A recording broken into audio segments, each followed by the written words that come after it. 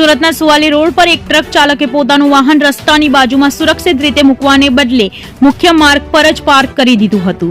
વહેલી સવારે વાતાવરણમાં ભારે ધુમ્મસ હોવાને કારણે રસ્તા પર ઉભેલું આ ટ્રેલર બાઇક સવાર યુવકને દેખાયું ન હતું, જેના પરિણામે યુવક પોતાની બાઇક સાથે ફૂલ સ્પીડમાં ટ્રેલરની પાછળના ભાગે ઘૂસી ગયો હતો. આ અકસ્માત એટલો ભયાનક હતો કે યુવકને માથાના અને શરીરના ભાગે ગંભીર ઇજાઓ પહોંચી હતી અને તેનું ઘટના સ્થળે જ પાણ પ્રંખેરું ઉડી ગયું હતું. મૃતક યુવકની ઓળખ જૂનાગઢમાં રહેવાસી બ્રિજેશ પટેલ તરીકે થાય છે. બ્રિજેશ સ્થાનિક કંપનીમાં નોકરી કરતો હતો અને આજે પણ તે પોતાની ફરજ પર જઈ રહ્યો હતો ત્યારે જ કાળમુખા ટ્રકે તેનો ભોગ લીધો હતો. ટ્રક ચાલકે કોઈ પણ જાતની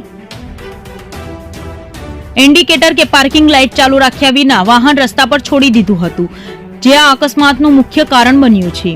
ઘટનાની જાણ થતાં જ પોલીસ કાફલો ઘટના સ્થળે પહોંચ્યો હતો અને ટ્રક ચાલક વિરુદ્ધ ગુનો નોંધવાની તજવીજ હાથ ધરી હતી. ધુમ્મસના આ સમયમાં વાહન ચાલકોએ સાવચેત રહેવાની સાથે સાથે રસ્તા પર જોખમી રીતે વાહનો પાર્ક કરનારા સામે પણ કડક કાર્યવાહી થવી જરૂરી છે.